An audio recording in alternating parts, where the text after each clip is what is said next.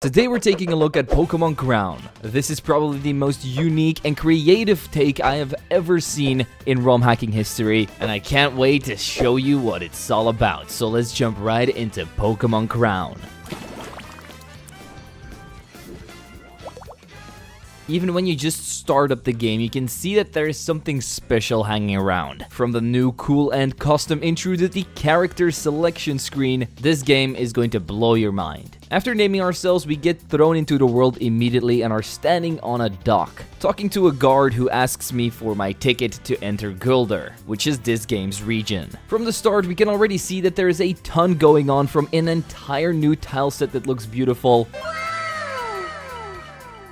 to people standing around that are going to give me quests to complete. These quests can net you a ton of useful things, like items, gold, and experience for your Pokemon. The first main quest we get is from a recruiter, who explains us a little bit more about the Crown League, which is something we'll be participating in. It's a tournament where trainers from all over the world are coming along to try and impress the king and queen to become the Crown champion. But in order to participate ourselves, we first need a Pokemon. So he gives me the quest to go to Professor Dogwood, who is the leading researcher on Pokemon in this region, and he is going to supply me with my starter Pokemon. Before I found him, I went around and checked out all of the houses because they looked so cool from the outside, and I do have to say, the inside looks as good. This game has such a beautiful aesthetic. It's unlike anything I've ever seen before, and I've always really wanted a medieval Pokemon game. Eventually, we reach the inn where the professor resides in, but first we go to the mission board, where you can accept missions that people leave behind for you to complete and get some extra rewards. This particular mission tells us to go to Elfreda at the seaside market for some more information, but before we do that, let's get our starter Pokemon from the professor. But first we have to go talk to Darla, who gives us our first ever rank, which is the recruit title. She also tells us that we need some kind of teacher who can learn us all of the ropes about being a adventurer. This person is going to be Savgar, but he's currently on a mission, so we'll have to go and find him first. The professor is however ready to give us our Pokemon first, and we get one of the coolest starter selecting screens I've ever seen. It lets you pick between Trico, Totodile, and Charmander. I decided to go with Totodile on this one because I just love this cute little crocodile. After getting our starter, he tells me to go meet up with his assistant Bethany at Silver Silk Cave. But we make our very first stop at the market to talk with Elfreda, who has a mission for us. She's definitely a salty lady because she wants me to attack her former lover and defeat him in a Pokemon battle because he just joined the Crown League and she wants his hopes and dreams shattered. No idea what this man did to her, but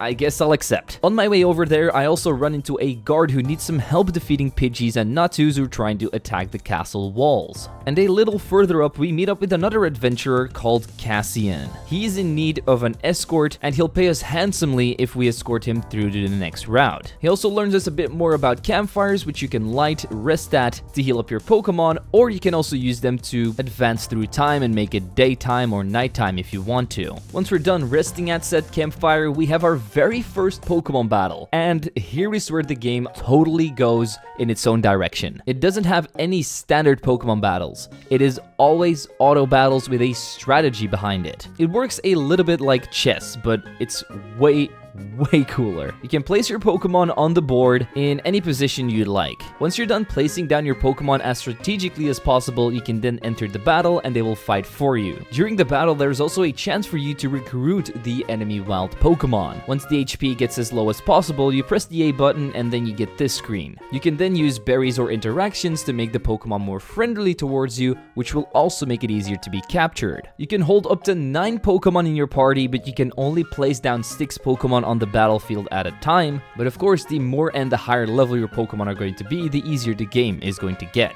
This is an absolute huge game changer, and I honestly really like the battle system. I feel like there could be a little change where you could maybe use moves with your Pokemon just like a mystery dungeon, but that is totally not necessary because it's an auto battler, which doesn't really require a lot of input from the user, except for making a good team composition and placing them down in the right order. Let's go further with our missions. First, we find Ansgar and beat him up for that woman to shatter all of his hopes and dreams. We also defeat all of the Natus and Pidgeys, go back to the guard to get our reward, as well as the one from Elfreda. Then Then we finally escort Cassian out of the route, but we get ambushed by a gang of thieves and their leader's name is Cellar. He wants to steal the goods that Cassian is bearing with him, because as it turns out, he's also a salesman. But we're not going down without a fight, so we try to beat them up. But even after all of the training I did, we still didn't manage to beat their team, and I'm pretty sure you're supposed to lose this battle because then another cutscene triggers. They steal our goods and go on their merry way. Cassian, however, isn't really too happy about this because he starts crying right on the spot. He does, however, still give us our quest reward and also tells me to go and talk to the Earl. But before we do that, we do some extra exploring, find some items, which in the overworld look like these really cool Arceus Pokeballs that add even more to the vibe of this game.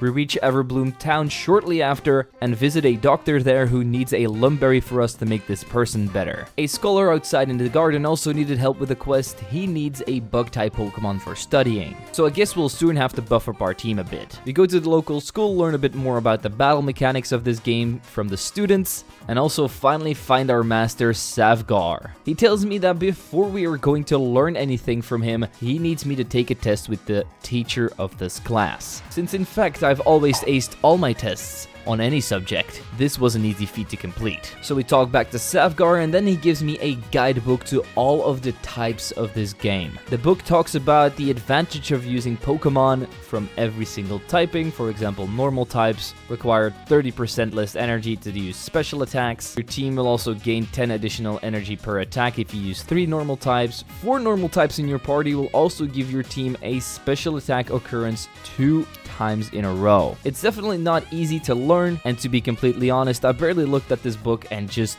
winged it. So if all of this scares you, this is honestly just there to help you a bit. It's totally not necessary to use all of it. A local guard then gave me a mission to beat up some fishermen, but after getting my ass whooped by them, I knew I needed to buff up the team. So I went back to the market, bought myself some Pokeballs, and went into the grass to capture a Mankey. After complimenting the Mankey, giving him a berry, and throwing my ball, the melee attacker was mine. That's right, Pokemon also have classes in this game. You have range attackers, melee attackers, and tanks mostly, which can really make for some interesting team compositions. I also failed to capture a Natu because I told him a bad joke. This one really hit me in the feels. But after a little time passed, I was able to add a Galette to the team as a melee support, and then I went back to the fishermen. This time they were no match for my power, but they really didn't seem to care a lot that I beat them. The guard still gave me my reward, and I then checked my trainer card, which lets you change your title, lets you check how many quests you've completed. I've done 6 right now, and this also shows you your current trainer level, which is the level cap your Pokemon are under. I found a cool city surrounded by a castle wall, but sadly enough the gate was closed. So I guess I'll be coming back here later. I grabbed a Geodude and gave a Lumberry to the doctor so he could cure the person and claim my reward. Eventually I stumbled upon a creepy forest that was filled with bug types. So after grabbing my tank Kakuna here, I brought him to the scholar who examined him and gave me another reward for helping him out. I then decided to set further on Cassian's quest, so I went to talk to the Earl. He tells me that it was his idea to attack Cassian and that the thieves are working for him and are waiting in a safe house somewhere along the next route. He asks me if I can betray Cassian and go and collect the money for him.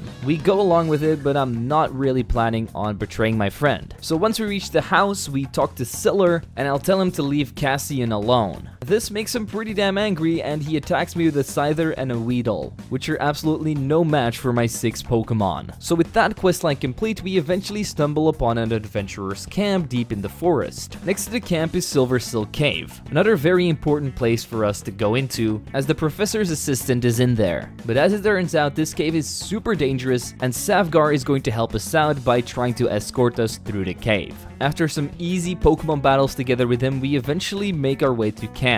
We try to rest up, but we hear a cry of fear from somewhere deep within the cave. After investigating further, it turns out to be Anna. She explains to us that she was here to explore together with Bethany, the professor's assistant, and that they got attacked by a swarm of Spinneracks. So Zviggo goes in on his own and tells me to stay behind. But being the good adventurer that we are, we just can't let that happen. So after doing some research of our own, we quickly stumble upon Mom Bethany, who tells me that everything is alright, but she just lost her research papers. So we have to go and find them together with her. We find an entrance deeper into the cave a little further up, but upon entering we see that it's actually a boss lair. And with all of the big cobwebs around, it turns out to be an Ariados lair. But boss battles in this game actually work differently from regular wild battles. You only get to pick 3 Pokemon that can go into battle with it, but this time you can actually instruct your Pokemon to attack a target to your liking. But I still lost this battle about 10 times in a row because I was super underleveled compared to the Ariados. It was level 20 and was unlike any other Pokemon I've ever seen. Super strong,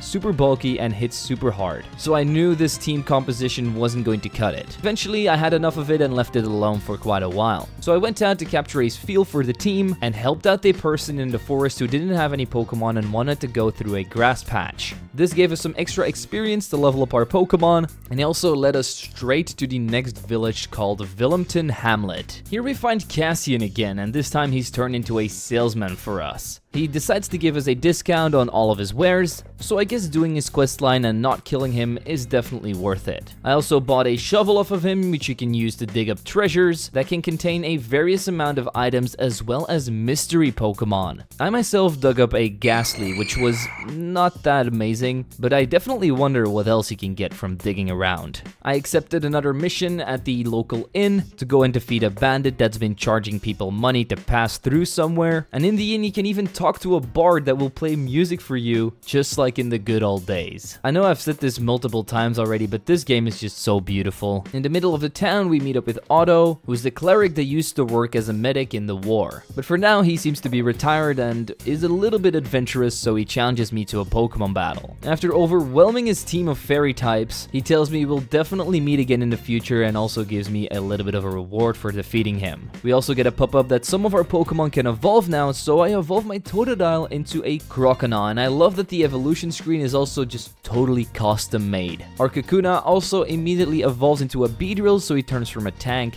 to an attacker, which means that through different evolution stages, your Pokemon can also become a different support mon. We also defeat a bug trainer who's trying to get into a church, but these priests are blocking him, so we show both of them who's boss and enter the church together with him anyway. As it turns out, this is not only a church, because after talking to the bishop, he seems to be agitated by something. He tells me that this town is way too small for a gym, but of course we haven't seen any gyms around. That's when he opens up something behind his altar and tells me to go to the basement, which is filled with a newly structured bug-type gym. He wants me to defeat the gym leader in order to get her out of here so that he's finally free from these pesky bugs. We're going to agree with trying to defeat her, but I don't think we're going to try and kick out a gym leader. That seems a little bit disrespectful. After heading downstairs, we meet up with a shady character. He tells me that he's a person that guides other people to the greatness that they're destined for, and he also recruits me to try and take on this gym leader and show my worth. So we make our way through this spooky, creepy gym, and eventually we run into a woman with a Heracross costume on.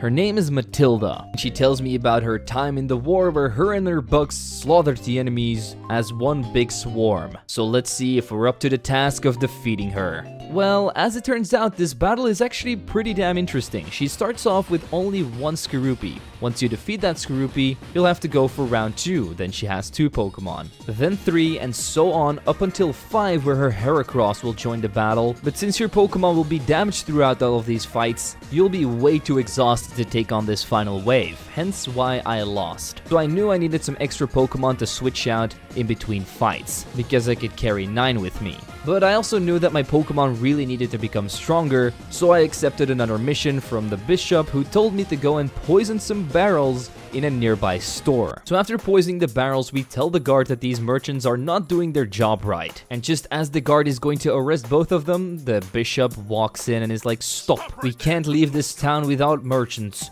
So instead of leaving this store unattended, I'm going to swap out the merchants with priests and make everything way more expensive." We do, however, still get our reward, but at what cost? I don't feel like I should have done this one. These poor merchants. But what's even more poor is this grave that apparently houses a Marowak. It's weird because there are footsteps right next to the grave, and we're going to have to investigate it later. However, I first grab myself a Pikachu for later, and then go back to Silver Silk Cave to try and take on that Ariados again, because now my team is way more buffed up. After defeating the Ariados, it turns out there was actually a second wave, and I couldn't even beat the first one the last time. But this wave was very different from the first one because now he can stunlock your Pokemon with a spider web and also poison them with Toxic, as well as spawn in little Spinneracks, so this is definitely a boss battle, alright. So after losing a couple more times, I eventually found a way to beat it. I brought in Geodude, Beedrill, and Croconaw, and just focused on the Ariados. I didn't even go after the Spinneracks anymore because they were barely doing any damage anyway. After a long and hard battle, we eventually reign victorious with only Beedrill left standing. The Ariados flees the scene, never to be seen again, and get to go behind its lair to find a special chest full of items. A clear plate was in there, as well as some gems, and some very useful held items that have now been changed around. For example, the Dragon Fang now boosts the special attacks of Dragon Pokemon by 3%, and a red jewel that can boost your regular attack by 5 points when being held. I really like how they changed up a lot of the held items and regular items in this game to fit the gameplay more, because they couldn't just keep their regular special effects on them. Once we're done checking out our loot, we head out of the cave and Savgar is waiting for us there. He's a little bit disappointed in us because we just ignored his orders and we could have died here, but he's also very impressed because I managed to defeat such a formidable foe. Because of this, he now deems me an official adventurer. I don't really know if this actually does anything, but I'm still happy I am getting recognized. We also tell him about the clear plate that we found, but he doesn't seem to know anything about it. He tells me to go to the professor with it because he might know more. So that's going to be our next mission. We quickly evolve our Wooper into a Quagsire and go back to the city that was blocked at first. And we arrive just at the right time because Adair, the 7th heir to the throne, is here and is about to enter the city. So they open up the gate and we can enter as well. After exploring this beautiful city, I immediately find a shop that sells some very interesting wares. I buy myself a Thunderstone and evolve my Raichu with it, and now he becomes my first ever ranged attacker. We look around the city a little bit more and eventually find Professor Dogwood. He's talking to Adair and he actually gives him his first Pokemon, which is going to be a Froakie, because Adair wants to conquer the league and show the king his greatness. But he isn't too impressed with the Froakie he got because it doesn't seem strong enough, and then the professor explains that he's going to have to train it, but he doesn't want to do that. He just wants strong Pokemon from the start. And that's when the professor tells me to show him what a real Pokemon trainer is all about. So we enter a battle with Adair and his level 5 Froakie, totally beat him up, and as a response he scolds at the professor, throws the Froakie into the trash can, and storms out yelling, "I'll just buy some strong Pokemon from the market." So the first thing that I do, a good person, I go and pick up the Froakie and add it to my team because it's another ranged attacker that I can put behind my defenses. Then me and Bethany talk to the professor and explain everything that happened in Silver Silk Cave. We show him the plate, but he doesn't seem to know anything about it. And he tells me that we first need to learn more about the material that the plate has been made out of. So he tells me to go to the Fumo Depths in Mount Creation, as there's some very useful craftspeople there that can probably tell me what it's made out of. But before we try and go there, I go around the town and explore a bit more, finding a sewer system that's sadly enough still blocked off for now, and a very cool Colosseum, which works a little bit like the Battle Factory from Pokemon Emerald. It's basically a gauntlet battle where you have to try and get as far as possible with the Pokemon of your opponent. You start out with 3 Pokemon, and then every time you defeat an opponent, you can choose one of their Pokemon to buff up your team with. There's actually already a mission that requires you to go up to level 70 in order to complete it. I myself was only able to get up to round 14 because I didn't want to spend too much time here, but it's a really cool side mini game that also supports online PvP against other players, so you can compete against other Pokemon Crown players. I myself once again did not try this out, but I think it's super cool that a ROM hack tries to include online PvP in its game, so I'll definitely go and revisit that in the future. After going back to Seaside Town, we see that we're actually being hunted by all of the guards there because the Earl from before has put a bounty on our heads as we defeated his thief gang. But I didn't really want to deal with guards attacking me constantly, so I went out of there really quickly and evolved Froakie into Frogadier. I finally found the creature that those footsteps were from at the Marowak's grave, and it turned out to be a Cubone. After comforting it and defeating it in battle, I decided to add the little fella to my team. This completed the quest and made the Cubone very happy, so I could evolve my Geodude into a Graveler and head back to the bug gym under the church. This time, my team was fully stacked up. I got more than enough Pokemon in the bag if some of them got too tired of battling too much, and eventually after reaching the final round with Heracross, my team of Quagsire, Croconaw, Beedrill, Graveler, Raichu, and Frogadier took absolutely no prisoners, and we showed Mathilda that we are indeed strong enough to get our gym badge. It was still a close battle though, as only Raichu was still standing in the end, but she was however very impressed and gave me the Swarm badge. We go and claim our reward from the shady guy, and he tells me that we should go and take on all of the other gym leaders as well. But first we tried to head up to Mount Creation, but this bandit was blocking my way. It was the one from the mission that we had to complete. This guy has been charging people money to get through here, and that's not something I want to do. So let's beat him up. He actually had the strongest team yet with 6 Pokemon in total, including a Sneasel, Mankey, Machoke, Amora, Pancham, and Scraggy. But we also have a team of 6, and they're way stronger than his. We made him see the light, and he finally left us alone. So we went back to the inn where we got the quest from and talked to a guard there who posted it. He doesn't seem to believe that we managed to take out this bandit because he was that strong, so he decides to take me on in a Pokemon battle himself. He, however, was way weaker than the bandit, so after showing him my power, he finally believes us and gives us our quest reward. We go back to the bridge, try to enter Mount Creation, but sadly enough, this is where the beta for Pokemon Crown ends. That's right, this was only a beta with 1 gym badge. So much content in just 1 gym badge. I absolutely can't believe the ambition of this game. There's going to be 10 gym badges in total, and then you're going to have to defeat the Crown League. There's probably going to be a post game. This might actually become the biggest Pokemon ROM hack ever made. I personally cannot wait until they release more versions, but if they manage to fully realize this game, it's going to be one hell of a ride. This might actually change the entire course of ROM hacking, and I can definitely see all of the passion and work that went into this project. I've only got 1 complaint with the game so far, and that's that I don't have any. For me, this is the perfect beta, so definitely go and leave Pokemon Crown some support. I will leave their stuff in the description because this ROM hack definitely deserves to be finished one day. So with all of that out of the way, I want to thank my membership and Patreon supporters for supporting the channel. If you want to do so yourself, you can click the links in the description. It is always appreciated but not needed. And as always, people, don't forget to leave a like, subscribe, share this video with your friends. I'm Zwiggo, and I'll see you guys next time.